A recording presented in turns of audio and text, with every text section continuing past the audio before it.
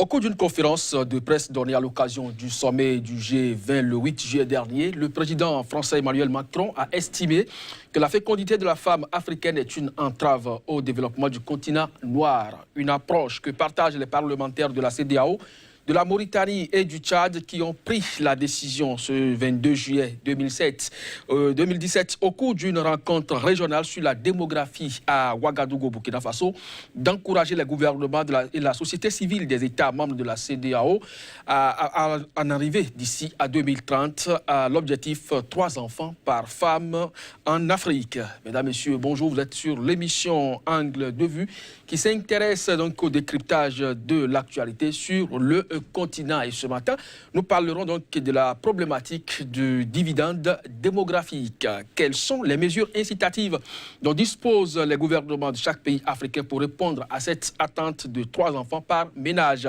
La baisse de la fécondité est-elle une condition indispensable au développement économique de l'Afrique? Les entraves au développement sont-elles réellement d'ordre démographique? Pour répondre à ces différentes préoccupations et beaucoup d'autres, je reçois pour vous Claire Stéphane Sacramento, journaliste à la rédaction de Sika TV. Claire Stéphane Sacramento, bonjour. Bonjour, Kodjovia Metonou. Merci d'être là pour partager avec nos téléspectateurs vos points de vue sur la problématique. Grand est mon plaisir. En face de vous, c'est Lamine Cissé, inconditionnel donc de nos plateaux, écrivain, communicateur politique. Vous êtes d'ailleurs l'auteur du double roman Les effets des causes cachées que vous avez donc édité dernièrement et publié donc en Afrique et qui relève donc la plupart des difficultés auxquelles la plupart de ces États africains sont confrontés. Lamine Cissé, merci d'être là. Merci beaucoup. Afrique, baisse de la fécondité, une condition indispensable au développement économique du continent. C'est bien sûr le thème principal de cette émission que nous retrouvons juste après cette transition.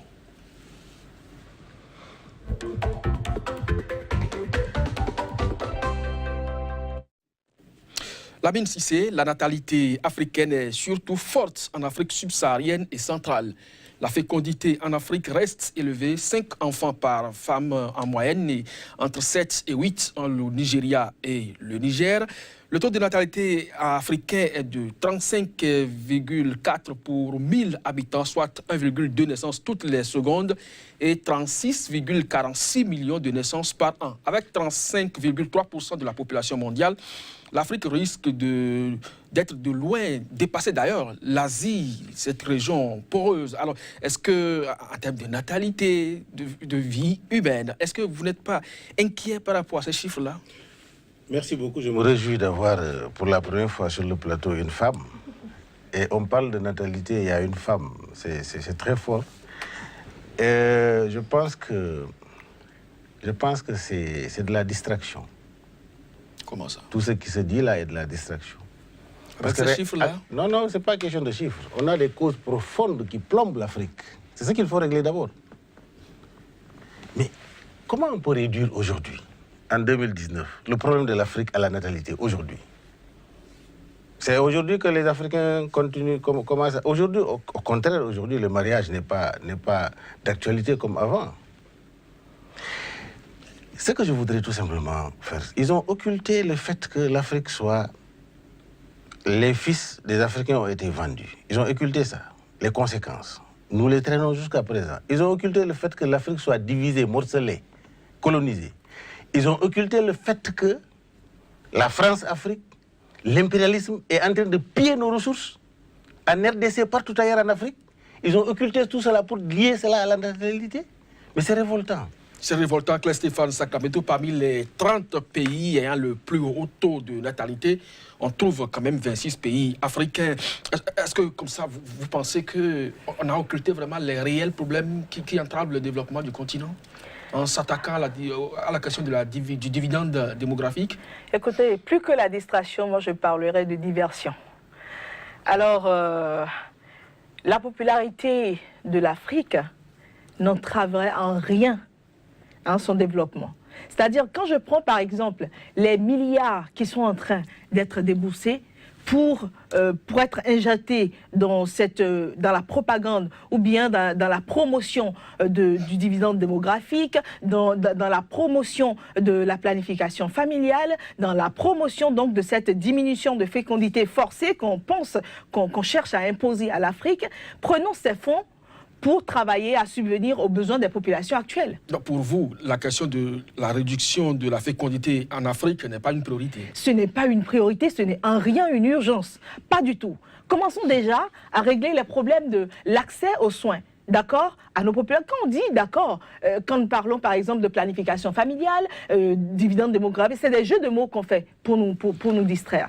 Quand nous prenons ces terminologies-là, d'accord, nous savons que pour la santé de la mère et de l'enfant, eh bien, il est bien d'espacer les naissances. Ça, c'est acquis, tout le monde le sait, parce qu'il faut permettre à l'organisme de la femme de se reconstituer, il faut diminuer les risques de mortalité. Nous sommes tous d'accord. Et donc, on a commencé à parler de sensibiliser les populations à espacer les naissances, et c'est déjà un travail laborieux qu'on fait, qui a eu du mal à commencer à prendre. C'est difficilement que la mayonnaise a commencé à prendre dans la tête de nos populations, parce que nous sommes dans des sociétés où l'enfant demeure la richesse, qu'on le veuille ou non. Et donc c'est difficile de changer la mentalité de ces populations-là, mais quand on met en avant qu'il s'agit de leur santé, qu'il s'agit de leur survie, eh bien ces populations commencent à intégrer cette réalité et disent, bon d'accord, nous allons espacer.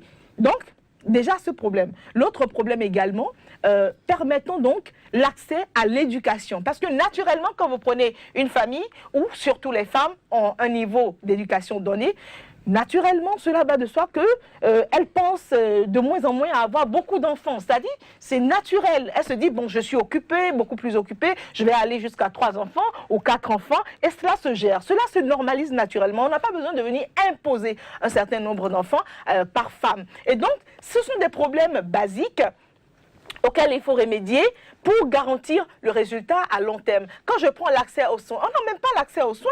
Vous avez des zones dans Karimama, on a un confrère qui a fait un très bon travail d'investigation, où vous avez une sage-femme saisonnière, d'accord, pour 4 maternités. Nous avons trop de problèmes à l'interne qu'il faudrait que nos dirigeants cherchent à résoudre. Il faut régler le problème de l'accès à l'électricité, parce que dans nos villages, dans les milieux reculés, vous voyez des endroits où il n'y a pas d'électricité. Les familles vont au champ en journée, reviennent à la maison très tôt et n'ont aucune distraction, pas de télévision, pas de lumière. Alors la seule distraction, c'est de se jeter sur la femme. Et donc, sans le vouloir, les grossesses s'alignent. 1 an d'intervalle et les gens font beaucoup d'enfants. Mais si on arrive à amener de l'électricité dans ces zones-là, ces populations seront plus épanouies et penseront beaucoup plus à autre chose. Il y a tellement de paramètres... Que l'on viabilise davantage les zones, même rurales, en Afrique. Absolument. Et qu'on prenne tous les milliards qu'on est en train d'injecter dans ces propagandes-là pour régler ces problèmes de base. Justement, la question donc, de la réduction de la fécondité en Afrique n'est pas une priorité, mais selon Claire Stéphane Saclameto, mais la question semble être ignorée de l'opinion publique, alors que c'est l'une des questions les plus préoccupantes du moment dans notre sous-région en Afrique. C'est bien sûr le président de l'Assemblée nationale du Burkina Faso, Salifou Diallo, qui le disait au cours donc, de cette rencontre tenue le 22 juillet à Ouagadougou. Oui, mais c'est la caisse à résonance. Hein. Quand les institutions internationales disent de regarder à droite, on n'est jamais indépendant en Afrique. Ils vont regarder tous à droite. Donc vous pensez qu'il est en train de porter la parole du président français? Mais pourquoi ça n'a pas été une initiative africaine? Il faut que les autres... Nous avons été menés par Bretton Woods, les institutions internationales, la Banque mondiale, pendant 50 ans. Ils nous ont dit que notre développement, ils sont venus faire notre développement à notre place. Nous avons suivi bêtement. Ils ont déstructuré toute notre économie. Aujourd'hui, qu'est-ce qui se passe? Qu'est-ce qui se passe aujourd'hui? C'est des financements innovants qu'on cherche. Il y a d'autres méthodes d'aller vers les financements. Et aujourd'hui, il faut que les autres viennent nous dire comment nous allons nous développer. L'Afrique a besoin de bras pour travailler la terre. On a besoin de bras pour se développer. Je suis d'accord avec madame. C'est-à-dire, je me réjouis qu'elle soit sur le plateau parce qu'elle est beaucoup plus sensible. Quand on parle de famille, c'est la femme. Cette femme-là, ces femmes-là, elle a l'occasion de s'asseoir à la télévision pour parler. Nous avons des millions de femmes qui ne savent même pas quel est le programme de développement de leur pays. Ils n'ont pas accès à l'éducation. Il faut les éduquer. La priorité aujourd'hui, c'est que nos gouvernants arrêtent de piller nos ressources économiques. Je dis, ils laissent les mêmes causes produire les mêmes effets. Et ils courent vers des choses qui n'ont rien à voir avec le développement de l'Afrique. Si aujourd'hui on est dans un monde aujourd'hui, parce que c'est l'économie du marché, hein, dans la mondialisation, on dit oui, maintenant les Africains ont le droit, il faut aller à la démocratisation. Quelle démocratisation qui est la condition sine qua non. Je crois qu'on va revenir donc à ces causes profondes-là. Est-ce que, selon vous, avec tout ce que Claire Stéphane Sacramento a exposé tout à l'heure comme problème, la poussée démographique dont on parle aujourd'hui en Afrique est une réalité? Je dis c'est la diversion. Nos problèmes ne sont pas à ce niveau-là. Parce qu'il ne faut pas mettre la charrue. Mais est-ce que vous reconnaissez quand même qu'il y a des Laissez femmes qui les femmes naturellement éduquées. Non, il ne faut pas. Nous ne sommes pas des bétails. C'est pas. Laissez les femmes, éduquez les femmes, mettez les ressources africaines à la disposition des Africains. Éduquez-les. Ils vont prendre eux-mêmes leur destinée en main. Ce n'est pas eux qui viennent nous donner des leçons sur notre territoire. Alors qu'ils sont en train de piller nos économies, nos ressources. C'est ça qui fait mal. Ils pillent nos ressources. Pour ça, ils ne parlent pas. Hein. Mais ils parlent pour nous divertir. Ils vont, comme il a dit, ils vont amener des milliards. Il y a des gens qui sont prêts. Parce qu'il y a des gens qui ont un intérêt à que cet argent vienne. La CEDEAO. Ils vont financer la CEDEAO. Ils vont financer les pays. Des gens qui sont au sommet vont manger, ils vont se remplir les poches. Et ça n'aura aucun impact sur le terrain. Le problème aujourd'hui, la priorité, c'est comment on va faire pour développer l'Afrique. Créer des infrastructures. Permettre aux femmes, aux jeunes d'avoir accès à l'éducation, à la santé, etc. Comme il l'a dit, c'est la priorité. Quand la conscience est éveillée, la conscience, c'est-à-dire que la réflexion tient ce qu'on appelle du discernement, c'est la personne elle-même qui prend les décisions de sa destinée. Voilà. Stéphane Sacramento, le Nigeria sera donc quand même à 2050 au 3e rang mondial avec 433 millions d'habitants, donc va dépasser largement les États-Unis. Est-ce que vous ne pensez pas quand même qu'il faut se surpasser, quitter le terrain du tabou et parler vraiment de la question de la maîtrise de la démographie? Ce n'est même pas une question de tabou, pas du tout. C'est une question de réalisme, tout simplement. Parce que, écoutez, l'Afrique ne manque pas de ressources naturelles pour s'autosuffire. C'est-à-dire, sur le plan alimentaire, nous avons de l'espace. Dieu nous a gratifiés d'une nature vraiment généreuse. Nous avons un climat qui favoriserait, normalement, qui doit favoriser l'agriculture, c'est-à-dire, et sur beaucoup d'autres plans également. Si nos dirigeants n'étaient pas, excusez-moi, je ne veux pas utiliser de mots forts, mais si nos dirigeants, plutôt, avaient simplement à cœur la satisfaction des besoins de leur population. Je vais revenir un peu sur les propos d'Emmanuel Macron. C'est injurieux. Dire que l'Afrique est en arrière parce que, à cause de la fécondité forte des femmes, c'est une injure envers l'Afrique et envers les femmes africaines et envers nos dirigeants qui devraient vraiment se poser des questions et se remettre en cause, plutôt que de faire du suivisme. Et plutôt que de faire du suivisme, parce que la CEDEAO, c'est quand même 15 États, en plus de 2 autres États qui se sont ajoutés, le Tchad et la Mauritanie, et ces parlementaires-là sont comme des délégués de leur pays. C'est quand même triste que ces décideurs politiques se jettent dans la barque comme ça. C'est à croire que la réflexion n'est pas... Parce que ça fait trop de coïncidences que Emmanuel Macron ait eu ses propos et que peu de temps après, que la CEDEAO se mette en conclave et sorte une conclusion aussi injurieuse. C'est-à-dire imposer un certain nombre d'enfants par femme. Et encore plus, c'est une discrimination parce qu'on parle de femmes. 3 enfants maximum par femme. Que dit-on des hommes? Donc les hommes polygames, ils sont à l'aise. Ils peuvent faire 3 fois 3 femmes ou je ne sais pas, le nombre de femmes. Ils ont le nombre. Ces décideurs-là, ces parlementaires qui parlent aujourd'hui, c'est des gens qui ont déjà une quinzaine d'enfants, qui ont fini de faire oui, c'est facile. Et justement, c'est des programmes que les Occidentaux, c'est-à-dire ceux qui ont intérêt à ce que l'Afrique ait une popularité moindre, c'est-à-dire, parce que c'est la popularité de l'Afrique qui fait sa force, eh bien, les personnes qui auraient intérêt à voir cette population baisser vont injecter de l'argent, comme on le disait tout à l'heure, et ces gens-là, ces parlementaires, ces décideurs qui se rassemblent, vont s'en mettre plein les poches et oublier les problèmes fondamentaux. Rien ne sera réglé. D'abord, nous avons une société qui est vraiment, qui a la tête dure. C'est difficile de changer la mentalité des gens. Quand vous prenez, par exemple, la planification familiale, c'est difficile de réussir la sensibilisation pour que les familles adhèrent aux méthodes de contraception. Parce que dans leur tête, eh bien, ça demeure que l'enfant est la richesse. Mais il faut savoir par où prendre. C'est difficilement que les gens ont commencé à comprendre que oui, commençons à espacer les naissances, au moins 2 années. Et déjà, vous voulez... Parce que là, ce programme va tout gâcher. Parce que ça va même amener le fait que les gens vont retourner à la pratique des matrones.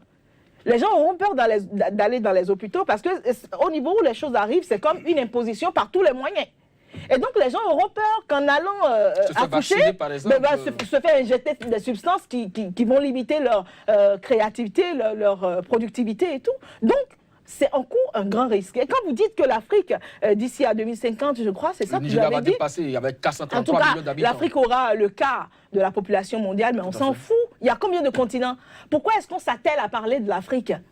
D'accord? L'Afrique n'est qu'un continent parmi les autres. D'accord, mais un quart, je crois que le calcul n'est pas mal fait. Hein. Un quart, c'est tant mieux si on a et qu'on travaille à utiliser les bras valides. Des autres. Écoutez, nous avons tous les moyens pour atteindre ce niveau de développement-là. Il faut qu'on crée les emplois aux jeunes. Il faut qu'on arrête de les instrumentaliser quand nous avons besoin d'eux pour les campagnes électorales. Il faut donner de quoi faire à cette jeunesse-là, à ces femmes. Il faut donner les moyens de s'éduquer. Il y a des problèmes fondamentaux, les besoins élémentaux auxquels il faut satisfaire pour que cela nous pousse naturellement. Les gens vont réduire les ressources. Merci. Donc à vous, la ministre, c'est pourquoi alors la démographie est devenue un enjeu économique pour l'Afrique? Non mais attendez, c'est pour eux, c'est pas pour l'Afrique. Ah bon? Mais ils ont lié ça à la migration. Ils disent c'est pourquoi les gens vont dans les... Ils sont allés plus loin. Hein. C'est pourquoi les gens prennent les bateaux pour aller les envahir. Parce qu'eux, ils craignent que l'Afrique les envahisse demain. Que nous restions chez nous et que eux, si nous ne sommes pas nombreux, ils vont continuer à mieux piller nos économies et nous allons pas, il n'y aura pas de problème. Mais s'ils continuent à piller nos économies et que nous devions de plus en plus nombreux, nous allons les envahir. Je vais vous dire les conséquences de la migration. Quelle est la cause profonde de ces migrations-là? C'est leur système de coopération économique avec l'Afrique qui détruit l'Afrique. La France-Afrique. Si Macron parle, je souhaiterais que Macron se dise notre système de coloniser l'Afrique a appauvri l'Afrique. Que Macron dise que la France-Afrique est en train de piller le Gabon, est en train de piller la RDC, est en train de plomber le Sénégal où ils sont en train de prendre nos pétroles et nos gaz. C'est la France. Mais ils n'ont qu'à nous dire ça. C'est plus sérieux. Alors maintenant, vous savez, ils disent, ils sont venus piller nos ressources halieutiques avec leurs bateaux là. Avant, il y a 15-20 ans, un pêcheur sénégalais, à 500 mètres, sa pirogue est pleine, il revient. Quand ils sont venus piller nos ressources halieutiques, les pêcheurs n'ont plus rien à prendre dans la mer. Ils ont transformé leur pirogue maintenant en transport de personnes vers l'Europe. Voilà les conséquences. Mais la cause, ce sont eux qui l'ont fait. Ils continuent à piller nos ressources halieutiques et ils continuent à déstructurer notre économie. Nous n'avons pas de dirigeants pour le moment en Afrique. Nous n'avons pas de vrais patriotes africains qui dirigent Ils sont très peu. Ok? Ceux qui se sont levés contre ces pratiques-là. Par exemple, je prends le cas de Thomas Sankara. Ils l'ont tué. Je prends le cas de Patrice Lumumba, les Nkrumah, les Sékou Touré qui ont crié. Ils les ont éliminés. Parce que ces gens-là, Rawlings, ils n'ont rien pu faire contre la Russie, mais le Ghana est en train d'avancer. Parce qu'il y a un système qui est mis en place depuis avant l'indépendance. Il faut que l'Afrique, les ressources de l'Afrique leur appartiennent. Et ils vivent de ces ressources-là. Il faut savoir qu'eux, ils viennent nous apporter des aides au développement. C'est faux. On n'a qu'à arrêter ce système-là. Si on arrête ce système-là, les Africains vont rester chez eux. Oui, c'est eux qui viendront quémander, chercher le travail chez nous. On est suffisamment riches, on est pauvres. La ministre, les ressources sont quand même limitées. À force de faire beaucoup d'enfants, est-ce que vous ne pensez pas qu'un jour l'Afrique même va atteindre le sommet, ne pourra même plus nourrir? Je voudrais que cela soit pensé par les Africains eux-mêmes. Quand on va atteindre un certain niveau de développement mental, nous avons tout ce qu'ils ont, eux, là où ils sont arrivés là. Nous-mêmes, nous allons prendre les initiatives de dire. Mais la Chine l'a fait à un moment donné de son histoire. Aujourd'hui, mais la Chine aujourd'hui ne le fait plus. La Chine est développée. La Chine est en train de prêter de l'argent aux États-Unis d'Amérique et autres. Mais arrêtons ça là. C'est-à-dire que ça, ils veulent nous endormir. Moi, ce qui m'attriste, cette population elle-même pour laquelle ils sont en train de parler n'est même pas au courant de ce qui se passe. Cette population n'est pas conducteur de cette gouvernance. La gouvernance, elle est holistique. Ils sont au sommet, ils font ce qu'ils veulent. C'est triste. Là, Stéphane Sakabetou, la baisse de la fécondité est une condition indispensable tout de même au développement. Même si l'Afrique s'isole du reste du monde. Une chose est sûre. Quand vous prenez une famille qui a 2-3 enfants, comparé à une famille où il y a 8 enfants, d'accord?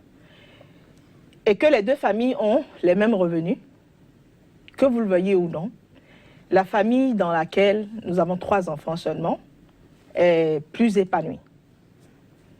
Nous sommes d'accord sur ce plan-là. Mais c'est la procédure que nous refusons. Nous disons, c'est mieux de dire aux gens, faites les enfants suivant vos moyens. C'est ce qu'ils sont en train de dire. C'est non, en évaluant un peu ce n'est pas les ça, niveaux de revenus non, nous allons de la plus loin. Non, population de pas ce du tout. pays-là. Ce n'est pas du tout l'idée véhiculée par ces projets-là. Écoutez bien, je vais vous faire juste remarquer ceci. Que ce sont les pays francophones qui sont confrontés à ces genres de projets ou de terminologie ou je ne sais plus. Observez un peu, le Nigeria à côté. Vous voyez le nombre qu'ils font. Ils sont nombreux. Vous avez dit que si, enfin, d'ici à là, le Nigeria, la population du Nigeria pourrait même dépasser celle des États-Unis. Mais est-ce que les États-Unis se sont levés pour dire ça nous dérange, arrêtez, diminuer de fécondité? Est-ce que vous avez appris ça? C'est toujours les francophones qui tergiversent à ce point. C'est toujours les francophones qui arrièrent les pays qu'ils ont eu à coloniser eux-mêmes. Nous savons que, c'est-à-dire quand il y a la prospérité, c'est-à-dire la mentalité change d'elle-même. Mais vous ne pouvez pas forcer. C'est la méthode que nous refusons. Vous ne pouvez pas forcer. Laissez les gens réaliser eux-mêmes. Donnez-leur les moyens. On l'a su, même le FMI a octroyé encore des millions de dollars. Gabon, Togo et quel pays là? C'était hier seulement. Pour le Gabon, 600 millions. Pour le Togo, 400 millions de dollars. Ces frais-là, ces fonds-là, c'est destiné à quoi? Utilisons ces fonds pour développer les secteurs agricoles, secteurs énergétiques. Nous avons le soleil à volo en Afrique. Utilisons ce soleil et travaillons, développons les énergies solaires, par exemple, et donnons du travail à nos populations, qui seront plus épanouies et qui seront plus éduquées et qui seront... Non, mais ça ne part pas dans ce sens-là. Ça part beaucoup plus. D'ailleurs, les projets auxquels sont alloués ces fonds, eh bien, ne sont pas réalisés, ou plutôt, on diminue la qualité de ces projets-là pour en garder des pourcentages dans les poches. Je constate que vous mettez beaucoup plus l'accent sur la gouvernance, sur le oui, continent. et le problème crucial, c'est la mauvaise gouvernance de nos dirigeants qui n'aiment pas leurs États. Point. Lamine Cissé, est-ce que vous pensez que ce gouvernement aujourd'hui dispose de mesures incitatives pour accompagner entre-temps ce projet, même si vous n'êtes pas d'accord avec? Moi, je voudrais qu'ils aient des mesures incitatives pour... je ne veux pas dire éradiquer parce qu'ils ne pourront pas, mais diminuer sensiblement la corruption, la mauvaise gouvernance. Parce que c'est eux qui appauvrissent leur population. Vous savez, non, oui, nos ressources sont très mal gouvernées. Et c'est, vous savez... Ce système impérialiste, ça veut dire les Blancs, ceux qui nous amènent les financements, contrôlent tous les secteurs miniers, les secteurs clés, et ils amènent plus de la moitié chez eux. Le reste, ceux qui sont en haut se remplissent les poches, les miettes vont vers les populations. C'est ce qui se passe.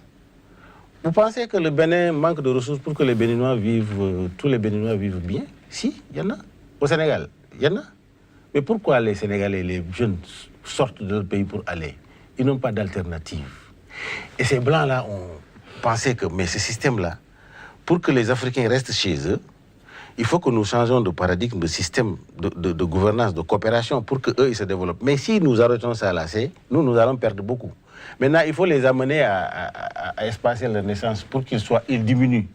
Alors nous allons continuer à perpétuer notre système. C'est ça. Ça les arrange mieux que ça. Ils mettent de l'argent pour se défendre. Hein. C'est pas parce qu'ils aiment l'Afrique ou parce qu'ils aiment les Africains. Non, non, non, non. C'est pas vrai. Ils ne font rien pour développer l'Afrique. C'est faux. Pourquoi ils ont tué Kadhafi?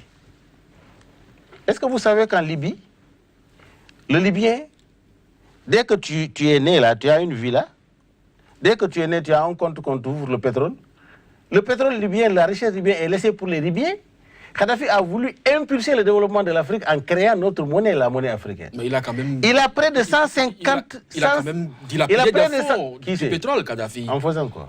En le faisant. Mais il a gardé beaucoup de richesses aujourd'hui dans les fonds, en Europe, en dilapidant. Non, mais écoute, dilapidé. Il a donné ça aux Européens. Il a mis dans les banques européennes plus de 150 milliards de dollars. de réserve. Non, mais quand même, nous sommes pas... Kadhafi a quoi? Il a la monnaie nationale. Il faut qu'il y ait des échanges, il faut qu'il y ait des garanties à l'extérieur. Mais nous, notre CFA, là, c'est garanti par qui? Par la France. Nous avons le CFA. Nous ne sommes pas indépendants. Nous sommes des pays colonisés. Il faut oser dire la vérité. Vous savez, aujourd'hui, le président Ouad est en campagne en Afrique. Son slogan, nous voulons un Sénégal développé et indépendant. Pourquoi aujourd'hui on parle du mot indépendant? Parce que ces gens-là, ils sont dans le système, ils savent l'accaparement de nos richesses. Et des gens qui viennent en philanthrope et ils viennent tout simplement pour accaparer nos richesses. Et c'est le peuple qui doit être à l'avant-garde. Mais ce peuple-là, nous sommes en train de gouverner dans la langue des autres. Ils ne savent même pas le système de gouvernance. Ils sont en marge de cette démocratisation. Ils ne savent même pas que c'est eux qui développent nos pays et c'est eux qui sont les moins servis. Les gens comme toi qui portent des costumes en haut, là, c'est eux qui sont en train de piller nos économies. C'est ça la vérité. Donc il faut que cela change. Nous, pour moi, la priorité se trouve à ce niveau-là. Il ne faut pas qu'ils nous divertissent pour nous dire que oui, parce que franchement, ils nous prennent comme des enfants. Vos mots là, vous produisez beaucoup d'enfants. Il faut arrêter ça. Et c'est tellement injurieux. C'est-à-dire que cela vienne d'un si jeune président, récemment élu là, Emmanuel Macron, qui parle comme ça d'un continent, de tout un continent, et des femmes de tout un continent. Quelqu'un qui a choisi, dit-il, de ne pas vouloir avoir d'enfants lui-même, et il se mêle de la vie de tout un continent. Vous avez noté plutôt que les entraves au développement de l'Afrique, pas forcément pas la question de la fécondité, mais la mauvaise gouvernance. Absolument. Vous avez énuméré un certain nombre de paramètres. Aujourd'hui, si vous avez une proposition alternative à ces dirigeants. Une proposition, moi je dirais... En dehors de la santé, en dehors de l'éducation, en dehors de l'emploi des jeunes, la corruption. Oui, tout ça, c'est...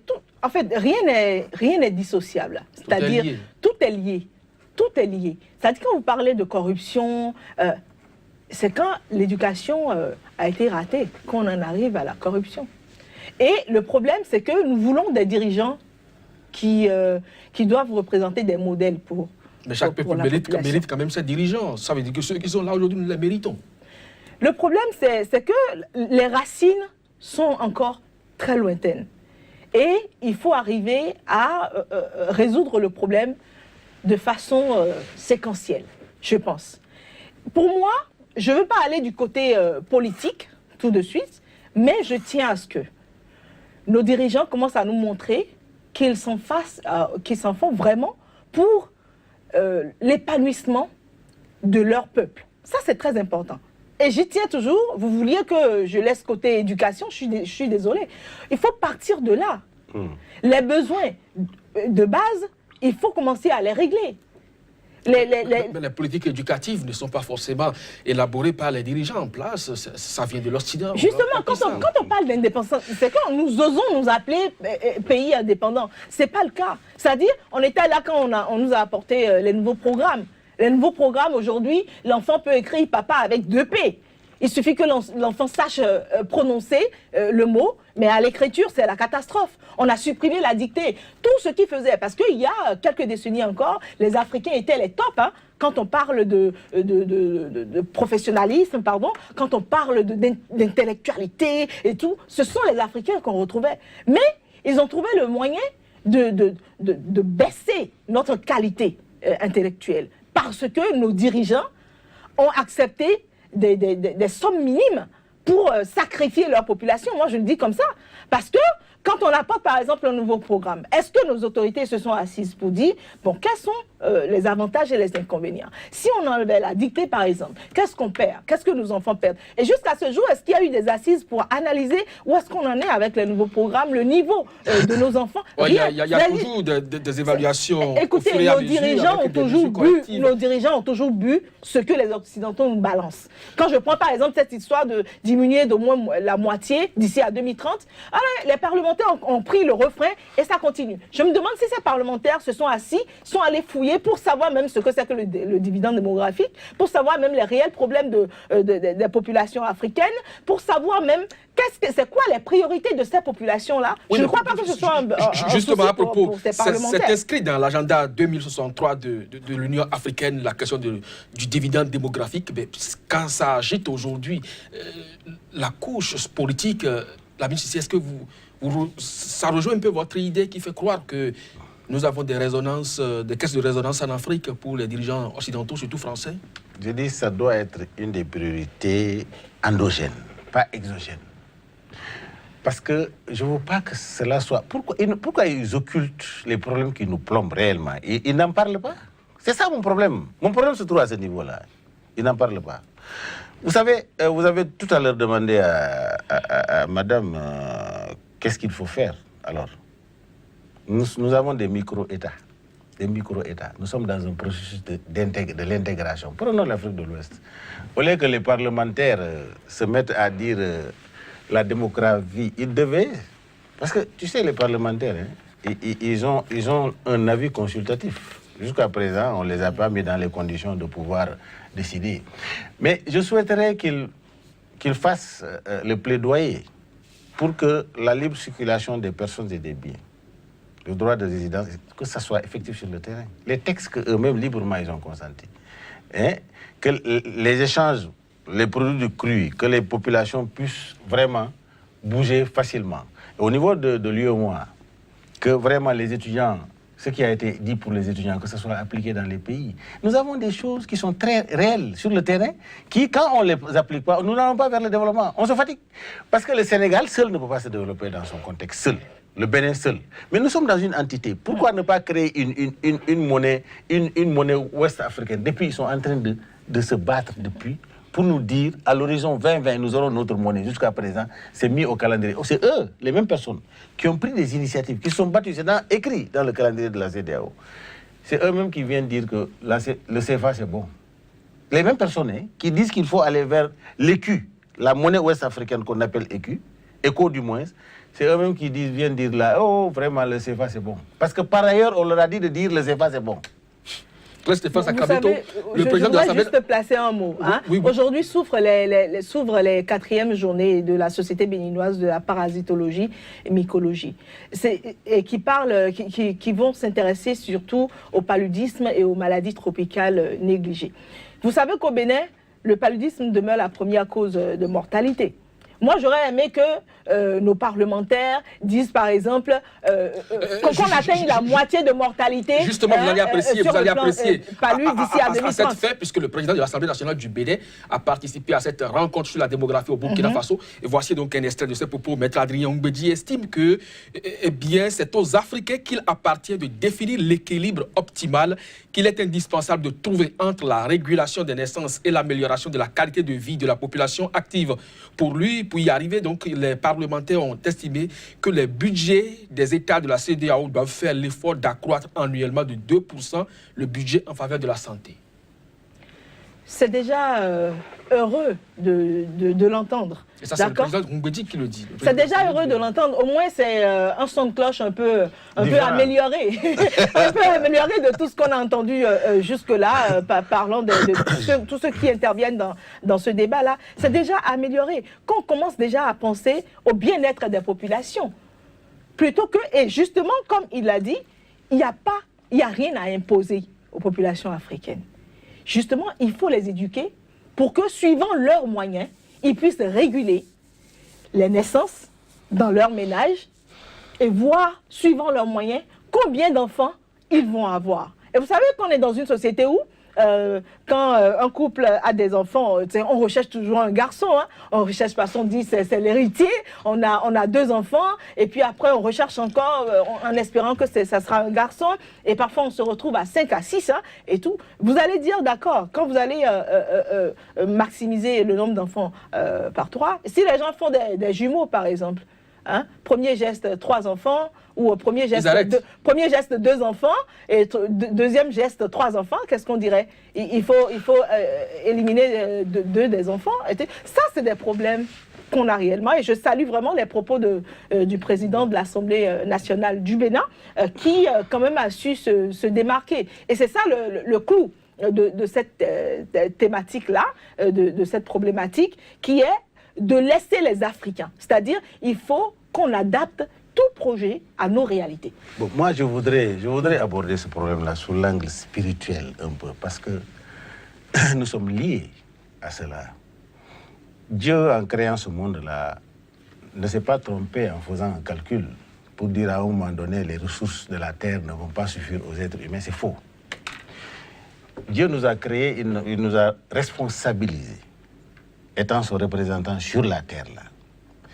Il nous a dit de mieux distribuer les ressources pour que chacun vive. Nous ne sommes pas en train de faire cela. Les mots se trouvent là. Nos institutions internationales, au sein des Nations Unies, les Nations Unies là, il faut que les Nations Unies soient Nations Unies des populations. Mais les Nations Unies est là pour les Nations Unies des élites. Ça, c'est un. Les institutions financières internationales sont là pour enrichir les pays qui les ont constitués. C'est-à-dire que c'est la redistribution de nos ressources qui est très mal faite. Nous, aujourd'hui, on fait 7 milliards de personnes. Est-ce que vous savez combien de ressources disponibles, stockées, terrorisées dans les banques qui nous donnent, qui ne font rien? Il y en a combien? Donc, nos mots ne se trouvent pas pour dire qu'il faut diminuer les naissances, etc. Le problème n'est pas là. C'est l'inégalité dans la gestion. C'est-à-dire la gouvernance mondiale est inégale. La gouvernance mondiale, elle n'est pas démocratique. La gouvernance mondiale est dictatoriale. Voilà le problème. Stéphane Sakrameto, vous avez évoqué tout à l'heure le fait, la ministre Cissé l'a également dit, la Chine avait déjà expérimenté la réduction de la fécondité. Mais est-ce que vous pensez, puisque vous vous intéressez davantage aux questions de la femme et de l'enfant, est-ce que vous pensez que les plateaux techniques au niveau de la santé répondent aujourd'hui aux aspirations de nos dirigeants, si tant est qu'on doit limiter les naissances à 3 et que vous l'avez tout à l'heure souligné également, dans les ménages en Afrique, le garçon est prioritaire. Et lorsque un couple a déjà 2 filles, par exemple, pour que le 3e qui va venir soit forcément un garçon, est-ce que nous avons les plateaux techniques au niveau de la santé pour détecter cela et procéder aux besoins à l'élimination? Non, moi je ne veux même pas aller dans ce sens-là. Nous ne sommes pas des sociétés déjà prêtes pour aller jusque-là. C'est-à-dire qu'on en arrive à éliminer le fœtus parce que on ne souhaite même pas en arriver là. Vous avez donné l'exemple de la Chine, par exemple. La Chine a fait l'expérience et aujourd'hui, la Chine déchante. Aujourd'hui, la Chine, un Chinois qui veut se marier, mon Dieu, supplie. En fait, c'est un peu l'inverse, quoi. Quand on dit les femmes sont plus nombreuses que les hommes, ce sont les femmes qui se font désirer. D'accord? Et nous avons même dans plusieurs pays occidentaux, quand vous avez un certain nombre d'enfants, quand vous arrivez jusqu'à 5 enfants, l'État vous prend en charge. Hein? L'État vous prend en charge l'éducation des enfants et vous accompagne. Ouais, justement, nous avons suivi un reportage sur une famille française qui a 19 enfants. C'est aux États-Unis. 19 enfants. Aux États-Unis, qui a 19 enfants. Mais jamais, l'État, est-ce que vous avez... C'est pour ça que je soulevais tout à l'heure. C'est dans les pays francophones qu'il y a ces problèmes-là. Ce sont les francophones qui... les colonisateurs francophones qui continuent de penser que les pays africains demeurent leur chose. Ce n'est pas du tout les mêmes réalités. Quand vous prenez les pays qui ont été colonisés par les États-Unis ou en tout cas des pays anglophones, ils n'ont pas ces soucis. Hein. Ils n'ont pas ces soucis. C'est les anglophones qui cherchent la bête noire, les francophones qui cherchent les poux sur les cheveux du chauve, qui cherchent quoi faire, parce que c'est l'Afrique qui est le problème aujourd'hui, parce que l'Afrique est le continent de l'avenir. Et l'Afrique, les autres continents sont en train de dépouiller leur sous-sol de leur richesse et tout, et c'est l'Afrique qui est le grenier aujourd'hui. Donc, il faut maintenant arriver à diminuer cette popularité-là de l'Afrique pour pouvoir avoir une emprise. C'est dommage qu'on en arrive là. Mais moi, je reviens là-dessus. Je ne voudrais pas penser à ce qu'on a... Parce que c'est tout ça fait penser un peu. Quand on en arrive à entendre des parlementaires dire il faut limiter à 3 maximum, c'est assez fort comme des mots qui peuvent faire penser qu'ils vont par tous les moyens imposer. Donc ça va faire peur. D'accord, aux populations, parce que est-ce que ça veut dire que ces gens sont capables de beaucoup de choses pour y arriver? Faisons attention aux vaccinations, faisons attention à nos accouchements dans les centres, parce qu'on ne sait pas, ils peuvent nous injecter. C'est dangereux. Les conséquences que ces projets ont, c'est vraiment inestimable. Alors, des propos plus ou moins contre-productifs, puisque nous sommes en train de tendre vers quand même une certaine amélioration de la santé de la mère et de l'enfant. Est-ce que vous pensez que le plateau technique en Afrique aujourd'hui répond aux aspirations de nos dirigeants? Mais c'est ce qu'il faut. Il faut améliorer le plateau technique. Parce qu'aujourd'hui, il y a des périodes où, quand certaines maladies, on évacue les gens vers l'Europe. Et les plus pauvres n'ont pas accès. Mais même aux États-Unis, Obamacare, c'est fait pour des millions d'Américains qui n'ont pas accès à la santé. Alors donc ce problème-là est un perpétuel, c'est perpétuel. Ça doit être fondamentalement avoir une politique, mais une politique endogène. Ça veut dire qu'il faut tenir compte des réalités endogènes pour aller vers... il a dit, hein, la communication est faussée dès le départ. Vous avez relevé les spécificités socioculturelles qui font que cela ne passe pas. C'est comme si vous venez en Afrique, vous dites, bon, l'homosexualité, il faut que les gens se marient, les homosexuels se marient à l'exigence. Mais quand vous faites une comparaison avec nos considérations, nos spécificités socioculturelles, c'est choquant, ça tue. Mais chez eux, là-bas, ça ne choque pas. C'est très bien, ils n'ont qu'à faire ça là. Mon frère, moi, ce qui m'indigne dans cette affaire-là, c'est que ceux qui sont assis entre les quatre murs disent qu'ils sont des parlementaires de la CEDEAO, de toute une communauté. On parlait au nom de qui? Ils n'ont pas parlé à notre nom. Ils n'ont pas parlé au nom de la population. Je crois qu'il est bon de faire une large consultation à la base pour dire qu'ils savent qu'il y aura des résistances. Et ceux qui sont en train de parler là, nos parlements, ils n'y croient même pas. Ils ne croient même pas, parce que comme elle l'a dit, madame, entre elles là, d'autres ont 2, 3, 4 femmes, hein, et leurs enfants, ils ne vont pas priver à leurs enfants de se marier. Mais maintenant, c'est la manne financière qui viendra, qui va suivre, n'est-ce pas, ce programme-là, qu'ils vont coopter pour remplir les postes. C'est ça qui les intéresse. Un. Deuxièmement, parce qu'ils savent que, bon, eux, c'est une caisse à résonance, il faut faire plaisir, n'est-ce pas, aux colonisateurs, pour que certains financements même viennent. Parce que ces blancs-là, la Banque mondiale, ces programmes-là, quand ils font ces programmes-là, ils mettent des conditions. Nous allons vous financer de l'argent, mais à condition que dans votre programme de gouvernement, vous mettez ça dedans. Où est notre indépendance? Elle est où? Bientôt, le Bénin on va célébrer le 1er août ici. Moi, je dis, nous sommes en train de célébrer dans nos pays ce qu'on appelle la fête de la dépendance nationale. On est dépendant. Il faut oser le dire.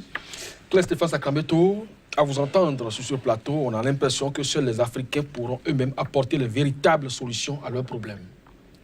Absolument. Surtout parce que, bon, c'est blessant. Hein, c'est blessant quand de l'extérieur, on veut nous éduquer, on veut nous faire comprendre l'attitude que nous devrions avoir. Et donc, il faut que les dirigeants, il faut que les Africains prennent leurs responsabilités. Il faut que les Africains prennent leur destin en main. Cela ne revient qu'à eux-mêmes. Parce que quand ça vient de l'extérieur, c'est toujours d'abord pour l'intérêt de l'extérieur. Jamais, l'intérêt des Africains n'est jamais placé en premier quand l'aide vient de l'extérieur. Donc il faut qu'on prenne conscience de ça et il faut que nos autorités, avec en tête la priorité de leur peuple, eh bien, se disent construisons pour notre peuple, par notre peuple et avec notre peuple. Et parlant de ça, il faut qu'on priorise l'accès aux soins, il faut qu'on priorise l'accès à l'éducation, il faut qu'on priorise également la création d'emplois des jeunes, il faut qu'on priorise la création, c'est-à-dire l'accès à l'énergie, à l'électricité, et pourquoi pas promouvoir les énergies renouvelables, dont l'énergie solaire, puisque nous avons le soleil à fond. Nos États, nous ne travaillons pas dans nos pays africains, et nous avons des Africains qui ont étudié dans les domaines des énergies renouvelables, qui peuvent beaucoup, mais qui ne sont pas accompagnés par les États, parce qu'on préfère que cela vienne de l'extérieur pour qu'on garde quelques pourcentages pour ça. Lamine Cissé, on va sortir de cette émission. Non, moi, si on est très peuplé ici, moi, je vais prendre certaines parties, nous allons nous installer en RDC. Ça fait 2 400 km². On a tellement de l'espace en Afrique. Il n'y a pas de problème pour ça, là. Voilà. Voilà, sommes-nous la seule solution à nos problèmes? La question reste donc posée, mesdames, messieurs. Ce serait donc tout pour votre émission Angle de vue qui s'est intéressée à la question de la fécondité sur le continent. Pour apprécier donc sur plateau, nous avons reçu Claire Stéphane Sacramento, journaliste à la rédaction de Sika TV, et Lamine Sissé, écrivain, auteur du double roman Les effets des causes cachées. Merci à chacun, merci à tous de nous avoir suivis. À très bientôt.